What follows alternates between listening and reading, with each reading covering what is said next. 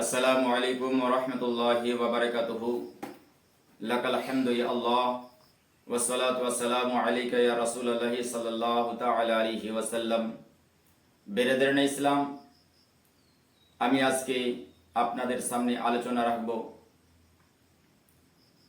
যে পৃথিবীর জমিনে একজন এমন পয়গম্বর ছিলেন যিনি মুর্দা জীবিত করে দিতেন। আর বেরাদারানে ইসলাম, একজন এমন মুর্দাকে জীবিত করেছিলেন যার 4000 বছর আগে ইন্তেকাল ঘটেছিল। সে 4000 বছর পর কবরের ভিতর থেকে জীবিত হয়ে উঠে সারা বিশ্ববাসীকে যা বার্তা দিয়েছিলেন, যা কথা বলেছিলেন, সেই সম্পর্কে দু চারটি আলোচনা করব।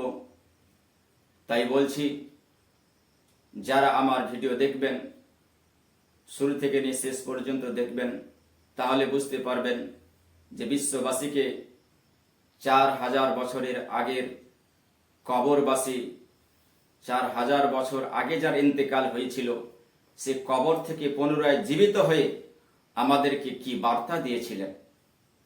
তাই বেরাদারানে ইসলাম বলছি, আমার ভিডিওটা যদি আপনাদের কাছে নতুন হয়ে থাকে তাহলে আমার এই চ্যানেলটিকে সাবস্ক্রাইব করবেন, কমেন্ট করবেন, লাইক করবেন। তো বেরাদারানে ইসলাম, আসুন আজকের মূল আলোচনা শুরু করি। যে আল্লাহ রাব্বুল আলামিন রাসূল আজম সাল্লাল্লাহু তাআলা আলাইহি ওয়াসাল্লামকে এই বিশ্বের জমিনে পাঠানোর পূর্বে 500 বছর ধরে এই পৃথিবীর জমিনে কোনো পয়গম্বর ছিল না। 500 বছর ধরে পৃথিবীর জমিনে কোনো পয়গম্বর ছিল না। যে সময়টাকে জামানে জাহিলিয়াত বলা হয়। বেরাদারানে ইসলাম, এই 500 বছর আগে আল্লাহ রাব্বুল আলামিন, আমাদের রাসূলের আগে আল্লাহ রাব্বুল আলামিন যে পয়গম্বরকে এই বিশ্বের জমিনে প্রেরণ করেছিলেন, তার নাম হচ্ছে হযরতে ঈসা আলাইহিস সালাম। তার নাম হচ্ছে হযরতে ঈসা আলাইহিস সালাম। আল্লাহ রাব্বুল আলামিন হযরতে ঈসা আলাইহিস সালামকে এত ক্ষমতা, এত মুজিজা দান করেছিলেন যে তিনি যদি কাদা মাটি দিয়ে কোনো পাখির আকৃতি বানাতেন এবং নিজের জুবান দিয়ে একবার ফু দিয়ে দিতেন, তো আল্লাহ রাব্বুল আলামিনের হুকুমে সেই কাদা মাটির আকৃতি পাখি হয়ে আকাশে উড়ে চলে যেত। আল্লাহ রাব্বুল আলামিন তাকে এত মুজিজা দান করেছিলেন। তো বেরাদারানে ইসলাম, হযরতে ঈসা আলাইহিস সালাম যদি কোনো কবরস্থানে গিয়ে বেরাদারানে ইসলাম কোনো কবরবাসীকে ওঠানোর মনোবাঞ্ছা করতেন, তো তিনি সঙ্গে সঙ্গে বলতেন, কুম বিইজনিল্লাহ, তুমি দাঁড়িয়ে যাও, তুমি উঠে যাও, আল্লাহ রাব্বুল আলামিনের হুকুমে। তো উঠে দাঁড়িয়ে যেতেন। এইভাবে বেরাদারানে ইসলাম, যারা বেদিন বদমাযহাব, যারা ওই সময় হযরতে ঈসা আলাইহিস সালামের প্রতি ঈমান আনেন নাই, তারা বারবার করে প্রশ্ন করতেন, হে পয়গম্বর ঈসা আলাইহিস সালাম, আপনি যদি এটা করতে পারবেন নাকি, আপনি এটা করতে পারবেন নাকি, আপনি ওটা করতে পারবেন নাকি, আপনি অমুক কবরবাসীকে জীবিত করতে পারবেন নাকি, এইভাবে বলতো। আর তিনি সেইভাবে আল্লাহ রাব্বুল আলামিনের হুকুমে জীবিত করে করে দেখাতেন। আল্লাহ রাব্বুল আলামিন হযরত ঈসা আলাইহিস সালামকে এত মুজিজা দান করেছিলেন। বেরাদারানে ইসলাম, আল্লাহ রাব্বুল আলামিন এক একটা পয়গম্বরকে এক একটা করে মুজিজা দিয়ে পাঠিয়েছিলেন বেরাদারানে ইসলাম পৃথিবীর জমিনে। তো বেরাদারানে ইসলাম, আসুন মূল আলোচনায় আসি। একদিন হযরতে ঈসা আলাইহিস সালাম মসজিদের মধ্যে খুতবা দিচ্ছেন যে আমার পরে একজন আখেরি নবী আসবে, সেই সম্পর্কে আলোচনা করিতেছিলেন। আমার পরে যে নবী আসবে তার নাম হবে ইসমুহু আহমদ, তার হযরতে মুহাম্মদ। বেরাদারানে ইসলাম, এইভাবে আলোচনা করতে করতে তিনি বললেন, আল্লাহ রাব্বুল আলামিন আমাকে যা মুজিজা দান করেছেন, আমার থেকে লক্ষ কোটি কোটি গুণ আল্লাহ রাব্বুল আলামিন ওই আখেরি নবীকে মুজিজা দান করেছেন। আল্লাহ রাব্বুল আলামিন এত লক্ষ কোটি মুজিজা দিয়ে পাঠাবেন। আমি যদি চাই আল্লাহ রাব্বুল আলামিনের হুকুমে আমি মুর্দা জীবিত করে দেই।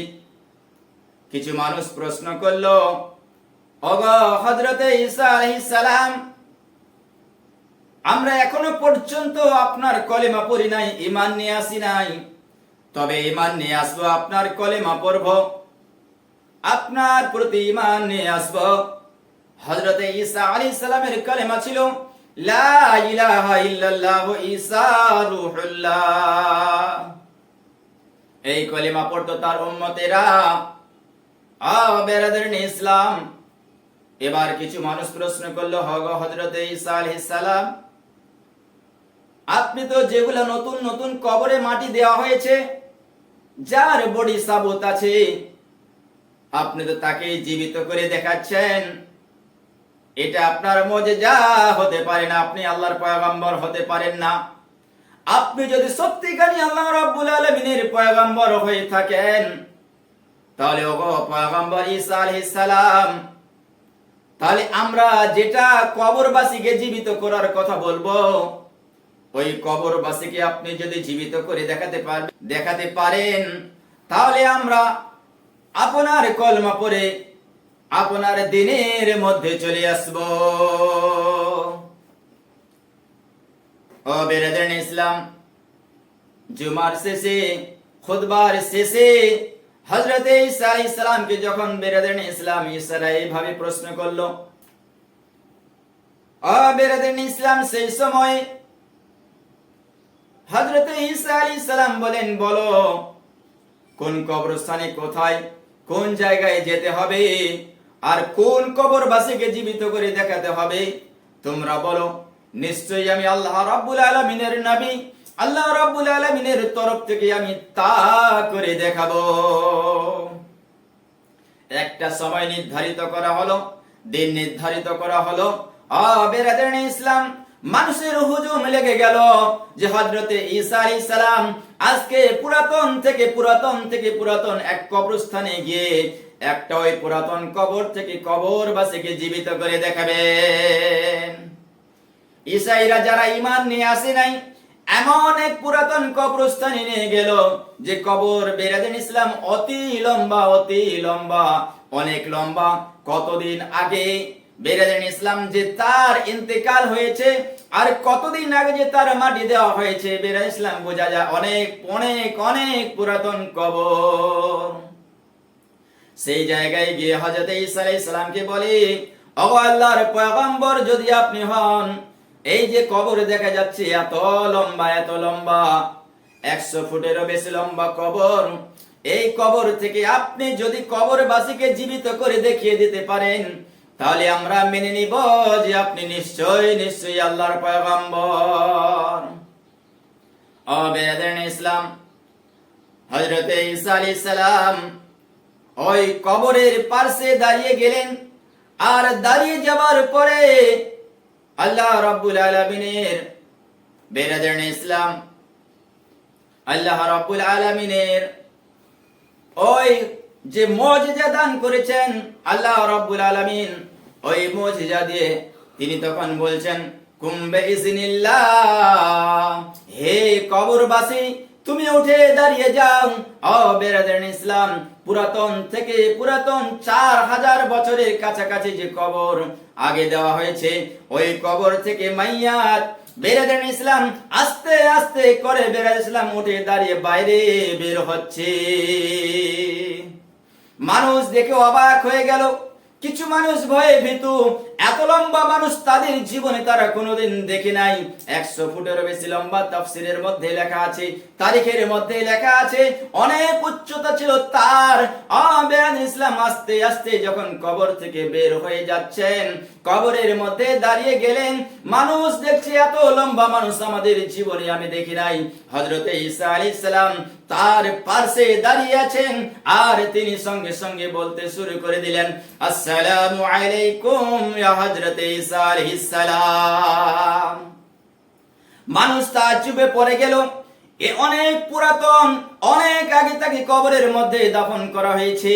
হযরতে ঈসা আলাইহিস সালাম আসার মাত্র কিছুদিন হলো পৃথিবীর জমিনে, হযরতে ঈসা আলাইহিস সালামকে সে কেমন করে চিনতে পারলো, আর ইনি যে নবী তাও সাক্ষ্য দিল। তিনি বলতে শুরু করে দিলেন, আসসালামু আলাইকুম ইয়া হযরতে ঈসা আলাইহিস সালাম। বেরাদার ইসলাম, সব থেকে বড় তাজ্জুবের কথা হচ্ছে যখন তিনি কবর থেকে বেরাদার ইসলাম ঠিকঠাক দাঁড়াতে পারছেন না, তার শরীরের মধ্যে এত কম্পন শুরু হয়েছে, তিনি কাঁপতে আছেন, আর তার শরীর থেকে বেরাদার ইসলাম এত ঘামের ফোয়ারা জারি হয়ে গেছে, টপ টপ করে তার শরীর থেকে ঘাম বের হয়ে যাচ্ছে। আর বেরাদার ইসলাম, তার চুলগুলো সাদা হয়ে গেছে, তার দাড়ি মুবারক সাদা হয়ে গেছে, তার সমস্ত লোম মুবারক বেরাদার ইসলাম সাদা হয়ে গেছে, তার সমস্ত শরীরের লোম সাদা হয়ে গেছে। বেরাদার ইসলাম, হযরতে ঈসা আলাইহিস সালামকে যখন সালাম প্রদান করলেন, সালাম প্রদান আদান হলো, তারপরে হযরতে ঈসা আলাইহিস সালাম তাকে জিজ্ঞাসা করছেন, বলো তোমার নাম কি? তিনি তখন বলছেন, আমি হযরতে নূহ আলাইহিস সালামের ছেলে, আমার নাম হচ্ছে শাম।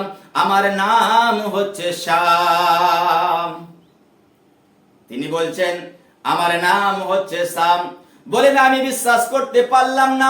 হযরতে ঈসা আলাইহিস সালাম বলেন, আমি না বিশ্বাস করতে পারলাম না, কারণ আমি তো তারিখের মধ্যে পড়েছি, আমি তো জানি হযরতে নূহ আলাইহিস সালামের জামানা যখন ছিল তখন মানুষের চুল দাড়ি পাকতো না, তখন মানুষের চুল দাড়ি সাদা হতো না।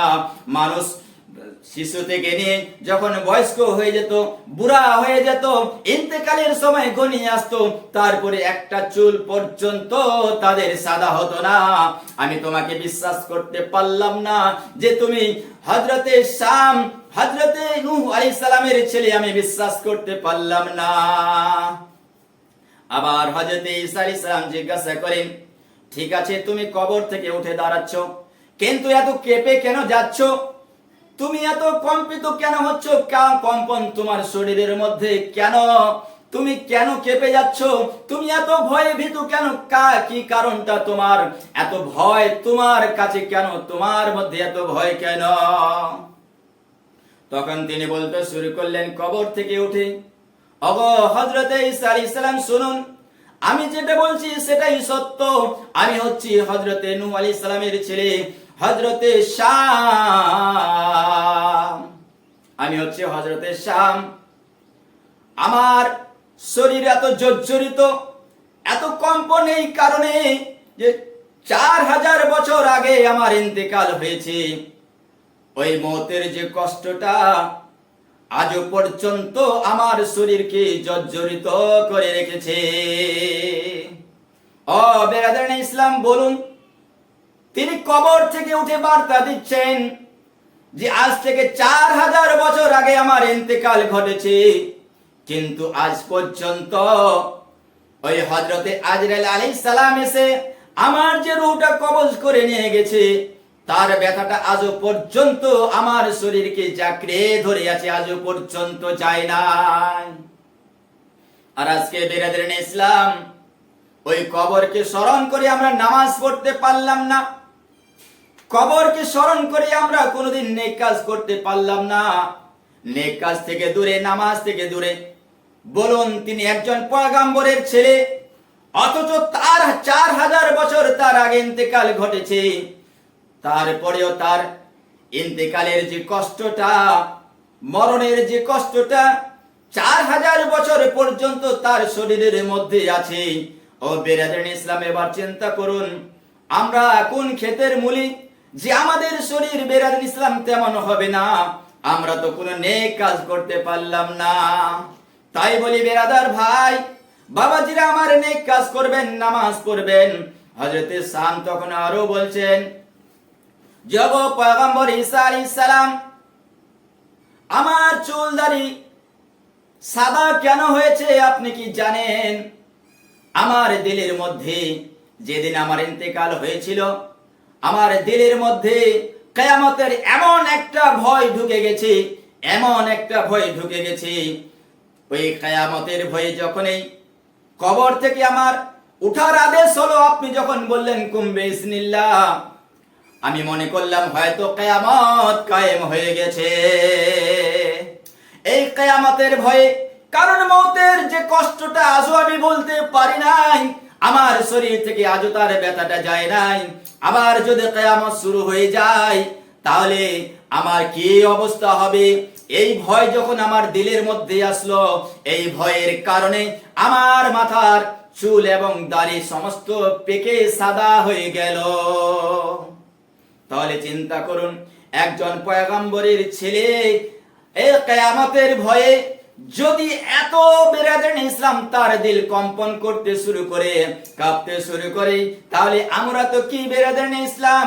আর কিয়ামতের ভয়ে তিনি বলেন আমার চুল দাড়ি আমি যখন ইন্তেকাল করেছিলাম কোনো কিছুই পাকে নাই, সাদা হয় নাই।